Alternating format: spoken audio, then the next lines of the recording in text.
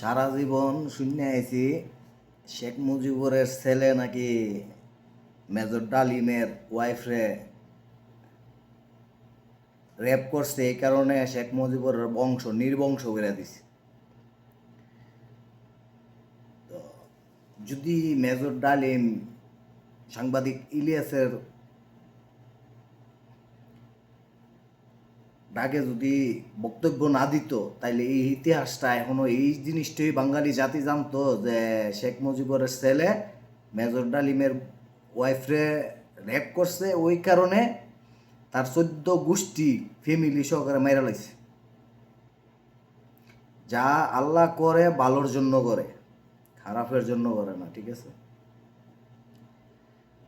সারা জীবন মানুষকে একটা কথাই বুঝানো হয়েছে যে শেখ মুজিবুরের ছেলে মেজর ডালিমের ওয়াইফরে রেপ করছে, ওই কারণে সেনাবাহিনীরা একযুগ হইয়া সেরা শেখ মুজিবুরের ফ্যামিলি পুরা ফ্যামিলিরে হত্যা করা হয়েছে।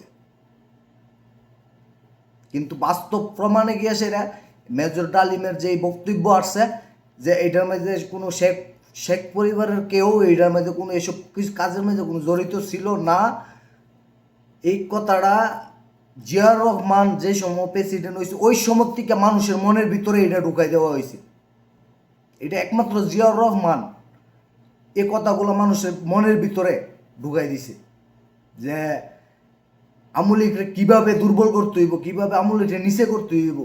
এই কারণে জিয়াউর রহমান যে সময় ক্ষমতায় ছিল ওই সময়ে এই কথাটা ঢুকানো হয়েছে, মানুষের মনের ভিতরে ঢুকানো হয়েছে যে শেখ মুজিবুরের ছেলে মেজর ডালিমের ওয়াইফরে রেপ করছে, এই কারণে তার ফ্যামিলি যা আছে সবাইরে একসাথে হত্যা করা হয়েছে। এটা হইল বিএনপির একটা মিথ্যাচার। এই মিথ্যাচারটা আছে বিএনপির থেকে। এই যে এখন বর্তমানে যদি 5 আগস্টের সময় যদি শেখ হাসিনাকে দেশ ত্যাগ না করতো, তাহলে শেখ হাসিনার মৃত্যুটা অনিবার্য হতে আসলো, মৃত্যু 100% আসিল। কেননা এটা শেখ হাসিনা ফলাই গেছে না, শেখ হাসিনারে দেশ থেকে বাইর করা হয়েছে। যারা যারা আছে এর বিমান বাহিনীর প্রধান আছে, সেনাবাহিনীর প্রধান আছে, নৌবাহিনীর প্রধান আছে, বিডিআরের প্রধান আছে, র্যাবের প্রধান আছে, পুলিশের প্রধান আছে, সবাই মিল্লা সেরা শেখ হাসিনার সিফটির জন্য, শেখ হাসিনার জীবন রক্ষার্থে শেখ হাসিনারে ইন্ডিয়াতে পাঠানো হয়েছে। শেখ হাসিনা বাগে নাই, শেখ হাসিনারে বাংলাদেশের থেকে ইন্ডিয়া পাঠানো হয়েছে। যারা বলে যে শেখ হাসিনা বাইকে গেছে, এরা হইল ভুল ধারণা। শেখ হাসিনা বাগে নাই, শেখ হাসিনা কিছুদিনের জন্য, হয়তো বছর 2 বছর 3 বছরের জন্য ইন্ডিয়া গেছে বাংলাদেশের মানুষ বুঝানোর জন্য মানুষরে যে শেখ হাসিনা কি একটা জিনিস ছিল বাংলাদেশে, কিরকম একটা প্রধানমন্ত্রী ছিল বাংলাদেশে। এটা হয়তো বুঝবে এই বেশি না।